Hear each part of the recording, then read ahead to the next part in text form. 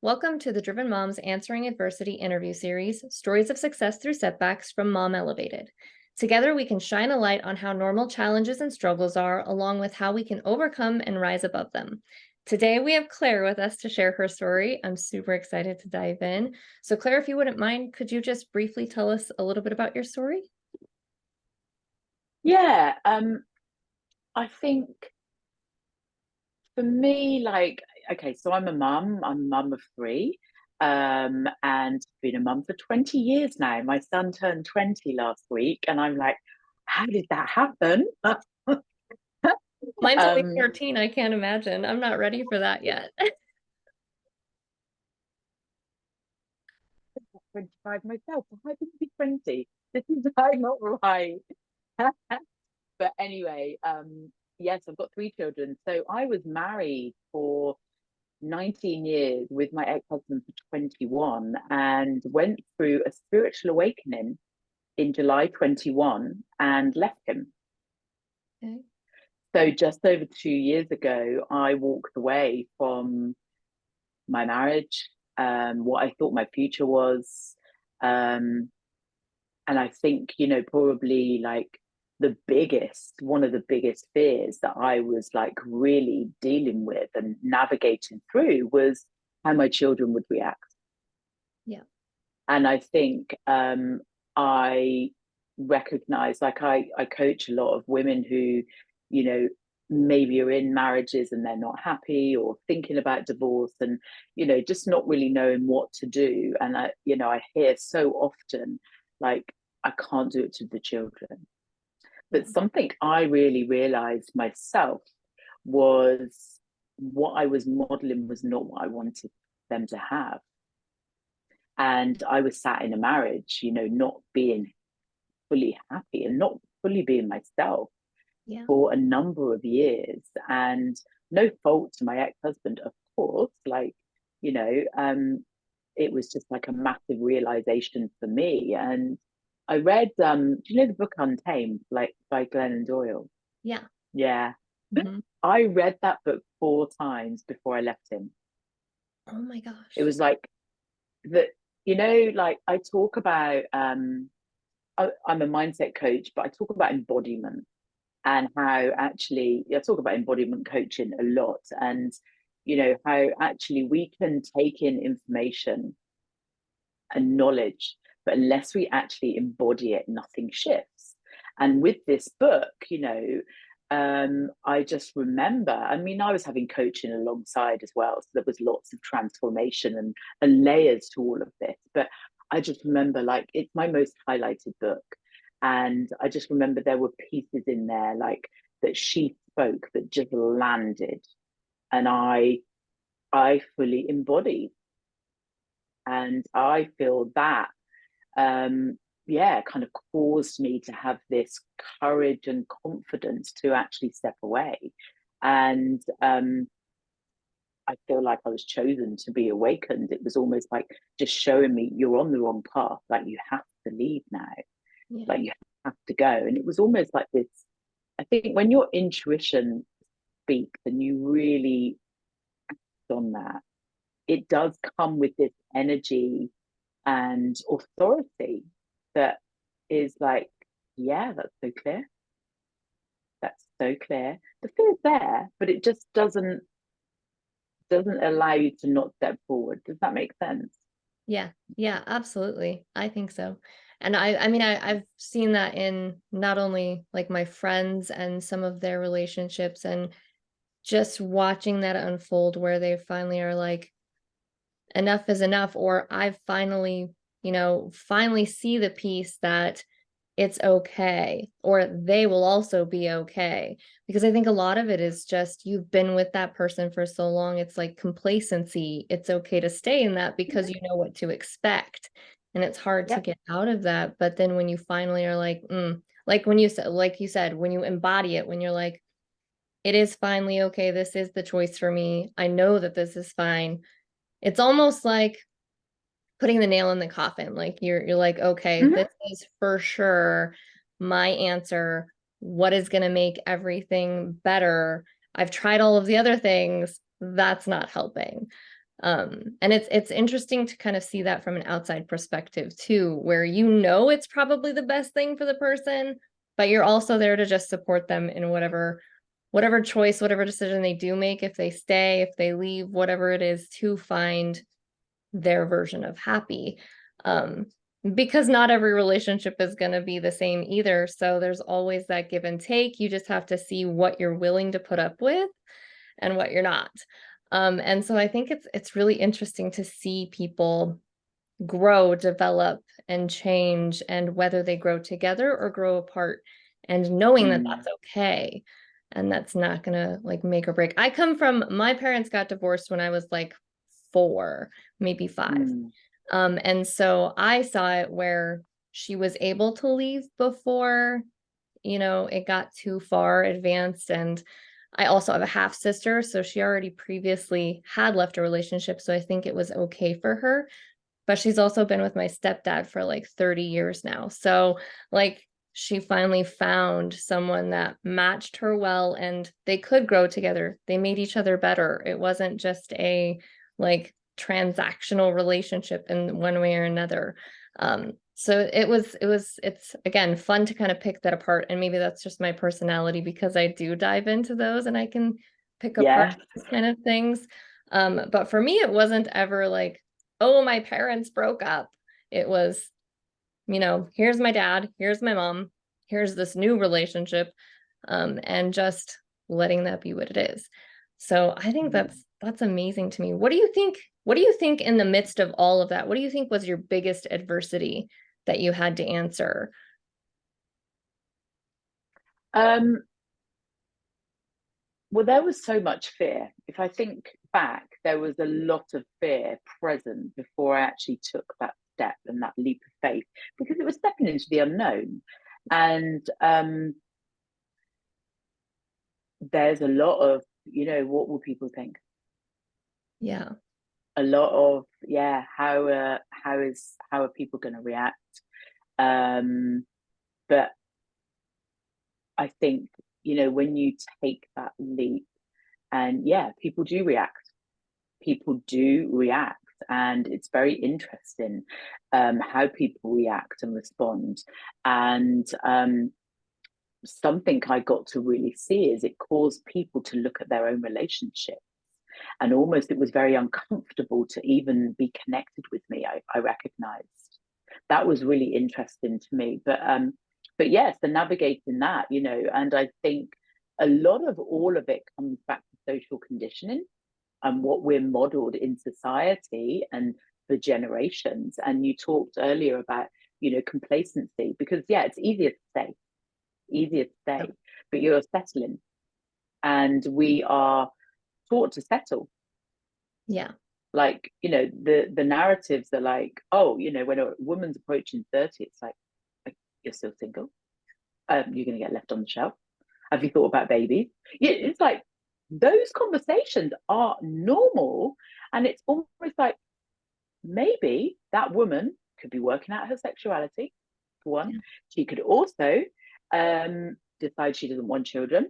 Like, there's this assumption that that is the path that everyone's going to lead. And if you don't go on that path, it's almost like, oh, you're brushing up against the boundaries of society. And I think there's that piece. And I think, also I had this narrative of, the conditioning I grew up with, which was, you know, always always be nice, and don't say anything horrible, and almost like just don't express all of yourself.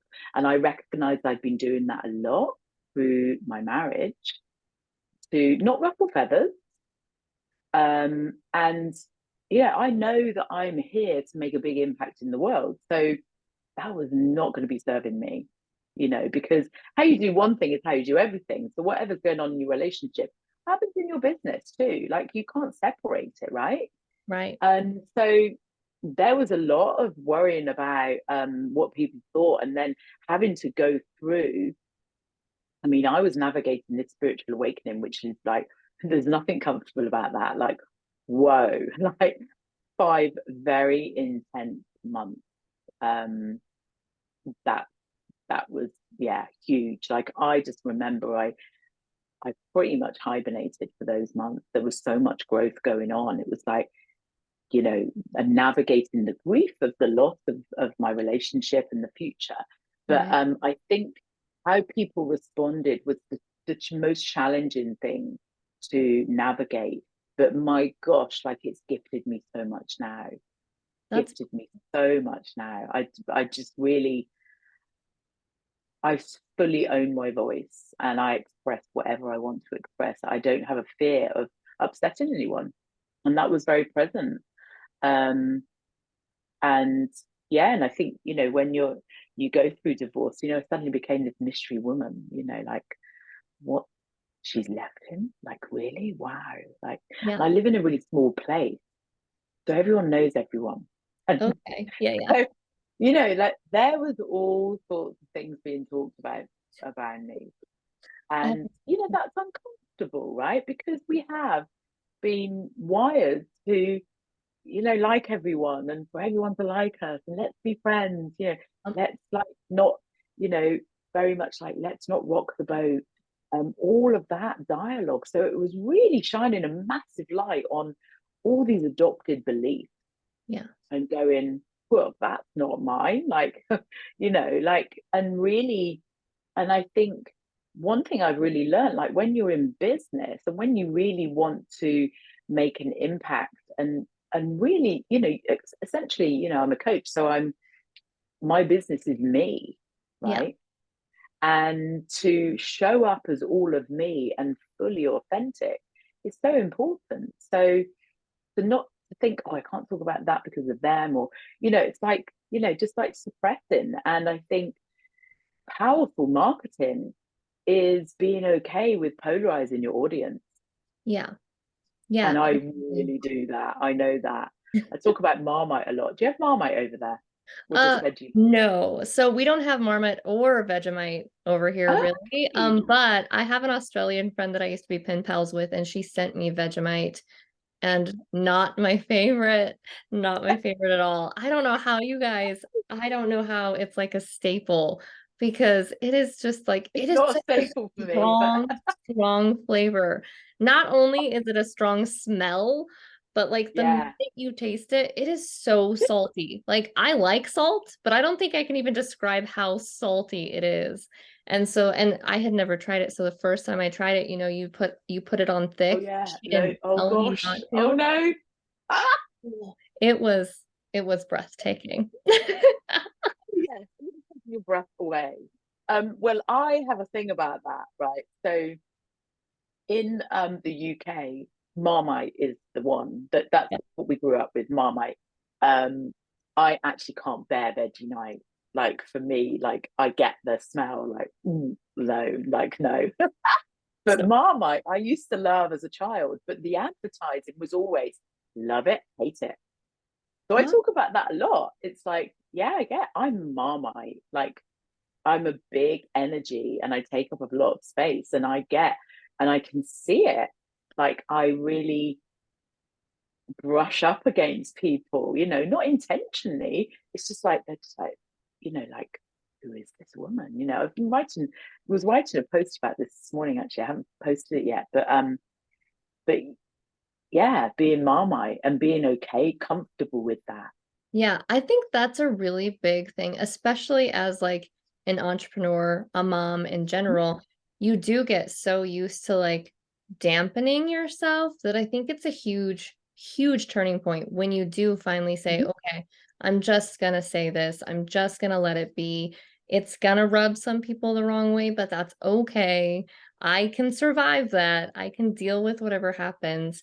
And I think it's like I love that you're like an empowerment coach because that's really what it all is. It's like it's really Yeah. empowering to get to that point where Mm, you're okay just speaking your mind and letting it ruffle some feathers, letting it just sit and letting it maybe even make people think. The whole point is to just exactly. we That's see the a point. different perspective. Yeah, it's okay. Yeah. You'll be okay. So, Mm, since you said there was like a whole big 5 months of you just kind of being a hermit and allowing yourself to grow and move mm. through all of those emotions, how did you rise to that adversity? How did you like get through those 5 months and say, allow yourself to have that space, but also like what did you do throughout that to get to the point where you're like, okay, this is interesting. Didn't expect some of this, but here it is. We're gonna process it. Like, how did you process that? Yeah, literally creating space. That is it. Creating space. And I've always, not always, I used to be heavily in my masculine energy, and that used to run the show. So I was like busy, busy, busy, crazy action mode. But when I shifted, which was kind of like started before I left my ex-husband, I'd say I shifted more into, my feminine, but very much in balance with my energy. So brilliant at taking action, but also amazing at creating space and, really like tapping into my intuition and doing all the things I love, like that being energy. So I had really shifted my business like to only coaching 3 days a week. I had 2 days, which was for me. And even on those 3 days, like there was always space that I had created. And yeah, that was not how I'd run my business before. So I essentially, when you've got space, there's time for things to come up to the surface. Like everything comes up to the surface. So I really sat with my feelings and emotions, like really sat with them. And I'm not going to lie, there were days that were so dark, like I didn't even want to get out of bed, or I'd be in the bath and just like, don't even know how I'm going to move out of here. Because there was a lot of grief. But in that time, interestingly, that's my business absolutely exploded, That's which interesting. shows, right? Even when you're navigating like deep, dark, you know, grief and, heartbreak, Yeah. you can, because I believe it's because you're fully expressing and you're so in alignment and you're not pushing anything away. It's like you're just open Yeah. to receive. Your heart is open, and heartbreak is all about your heart softening. So I think I went through this process of just really like just softening and embodying more of myself in this whole journey. And I'd say really got to fall deeply in love with myself. And I mean, all those flaws, all those, negative traits that we think are negative, but just like own all of it. Yeah. And I think, yeah, it was like almost like a deepening of love. And I think people talk about self-love a lot, and that's a phrase banded around. But I think true self-love is really tuning into that self-talk. And yeah, like really looking at, what are the things, what are you saying to yourself? Because it really starts there, That's really starts there. Yeah. Mm. Do you find that it was difficult sometimes to let yourself have that space since you have had become so accustomed to really not allowing for that space? Or do you think it was easy at that time because you knew that's what you needed? Or like how did that shift happen? Was it a big shift or was it like slowly over that 5 months? Well, it was a big shift because also um, me and my ex-husband like moved into properties on our own, Okay. homes on our own. And he wanted to have 50-50 of the kids, like in terms of custody or like, care. Yeah. And so I would have weeks, like 1 week with no children. So I was Wow. literally on my own.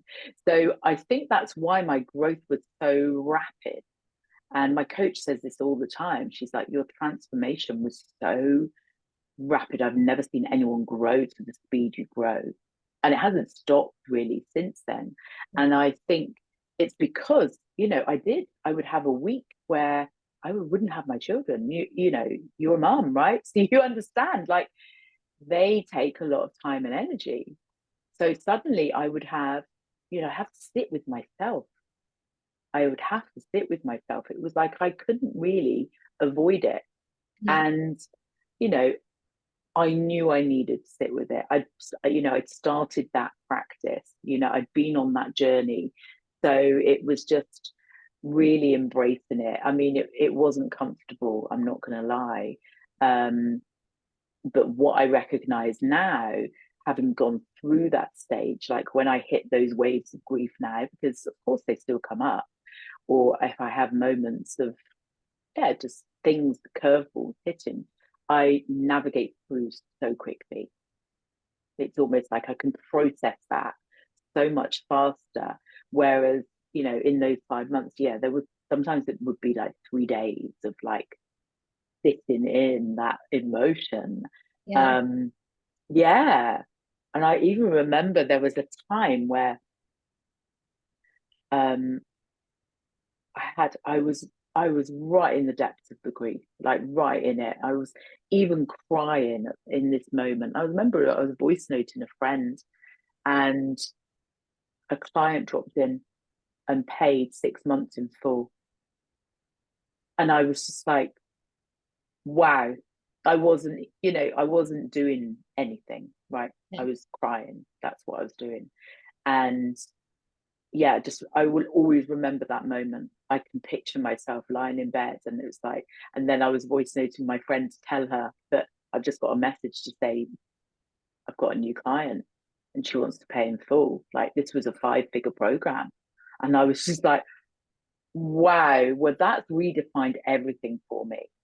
Yeah. Because I think, we talk about manifesting and the power of manifesting and feeling good, but actually it's all about being open. And if you're expressing grief, you're opening yourself up, right? So yeah, that was phenomenal. That's yeah, that's really hard hitting. I might have to write that one down. I love taking all of these pieces from this. I think that's amazing, and I love Do. sticky notes. So I will definitely put that. And that is because you do hear that so often about how you need to manifest the law of attraction. You need to put out the energy that you want to get back. But that's a really interesting take on it that you can so because I do hear a lot of my coaches that I work with say, you can be going through some really difficult things and still be receiving. It's just about Mm, how you are, like you said, you're open, you're receptive, you're being like true to yourself, really, is what it is. And I think that's yeah. beautiful. That's really strong. Hmm. So, But also if you think crying is a deeply feminine thing, so you're in that receiving energy, right? yeah. So yeah, it's like you're receptive. That's really Yeah, fascinating to me. That's I for me know, isn't it? especially. I'm very logical, so being able to piece that, I feel like that was kind of a Mm. missing piece I didn't hadn't necessarily tapped into yet, and, yeah, that was a really big light bulb for me, thank you. Oh, you are welcome. Well, so You are what welcome. on the side of entrepreneurship then, since we're kind of on that tangent now, what do you think it is about entrepreneurs that does make us continue through the challenges instead of giving up and just going back to a 9 to 5, finding some kind of job that will pay the bills and be, more reliable necessarily or something like that? What is it about us that is like, "Mm-mm, I'm gonna keep going. We can do this. I'm gonna reach this." What do you think it is about entrepreneurs that has that drive or I, for me, and thinking about some of the clients that I coach as well, it's like really tapping into that vision and holding that vision. And um, and I think the most powerful moments as an entrepreneur is being able to show up for yourself and still offer whatever it is you're offering when you maybe are at a point that you're like, I think I may need to throw the towel in, like at that point. And I think, it's like that resilience that we create by being an entrepreneur. And I think that's something that we just start to embody, or that's what I feel. It's like a resilience, and it's really leaning on trust. I talk about trust a lot in my work, and it's it's trusting that the universe has always got your back, yeah, and really tapping into that kind of like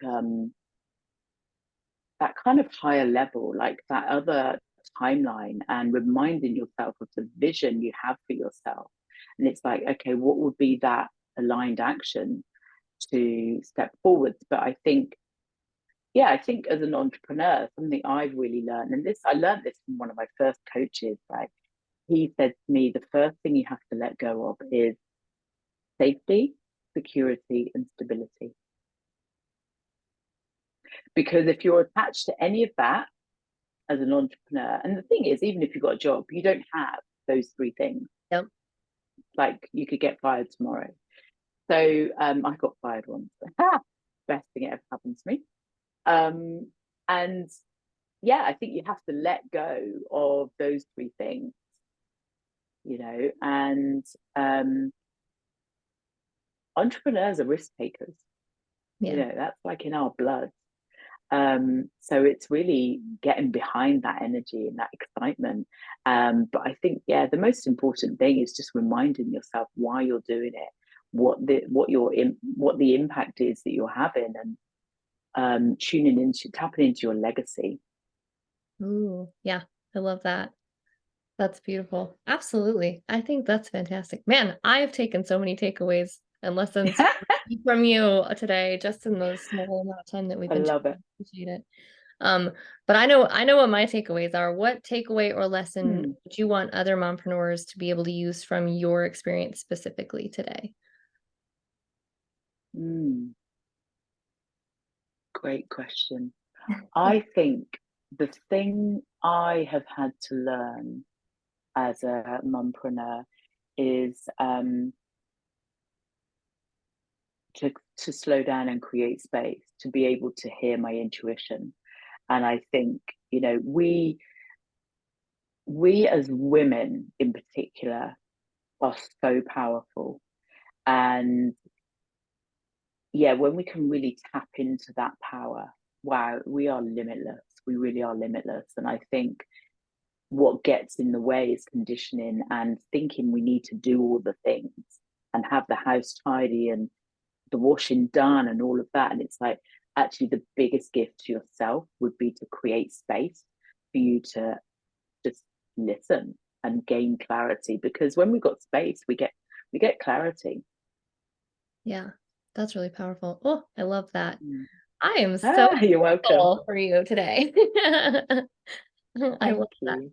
Yeah, absolutely. I very much appreciate that. I find it really interesting that did you say that you had been fired previously as well, or like had a Yes. so I I've did. also noticed with a lot of entrepreneurs, um, that we either have something pivotal happen in the workplace that we didn't like, or we saw that we was like unjust, or well, we didn't resonate with, or we've been fired and we had like an awakening moment in that. I find that just fascinating with everybody so far that I've spoken to on this series, and just other entrepreneurs I'm aware of.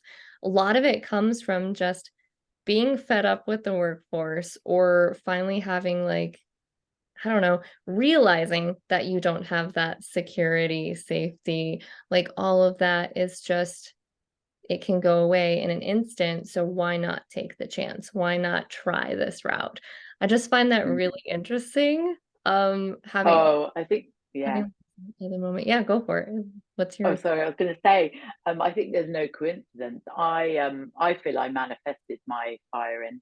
Um, and once I got over my pity party, which lasted about 48 hours, I then went, thank you. Like, thank you, because I was not meant to be here.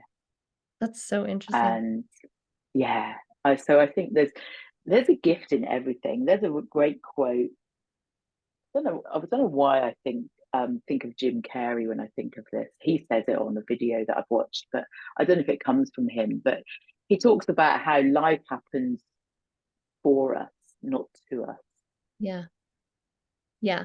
That's a And really when you, yeah, when you look from that place, it's like, okay, what is this giving me? Like, what is the gift of this experience? yeah.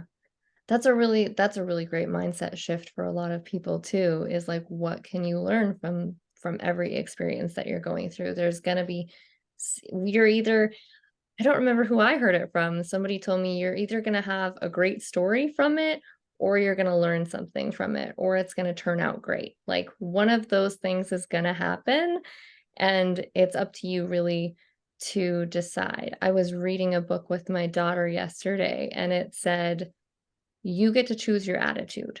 You don't have a choice in this, Mm, but you get to choose your attitude." And I thought that was like that hit me and stuck with me, obviously. But I think that's really powerful in a lot of situations. You don't necessarily get to choose being put in that, but you get to choose your attitude towards that or after it happens. So what are you going to do with that? Oh, I love that so much. mm, 100%. Yeah, that is great, great advice because, yeah, we can go into victim and feel really sorry for ourselves, which disempowers ourselves. Right. Or we can choose how we respond. Absolutely. Like, yeah. I love that. So what is the best way for others to find you if they would like to work with you, learn more about you, or just follow you? Yeah, thank you. So I have a website which is clairedore.com. But on my kind of really up to date kind of information about what I'm offering, but also all the magic that I put out on social media is really the place to get all my up to date kind of wisdom. So Facebook is Claire Doré, Dore with an acute, and Instagram and TikTok is the Wild Woman CEO. Oh, that's fun. Yeah, I love that. Okay, great. I will also have the links in the description below, but that way, just in case they're listening in, they'll still be able to find you. Thank you so much for joining us today. I really did take so much away from this conversation, and I appreciate that you came in and took the time out to talk to us. thank you so much. I loved it. It's fun. And your story, like everybody else's, is very inspirational, and your willingness to be open about it is very much appreciated and needed in this day and age, especially for everything that everybody is facing. For those of you out there facing your own adversity, know that you're not alone. That is the whole point of what we're doing here.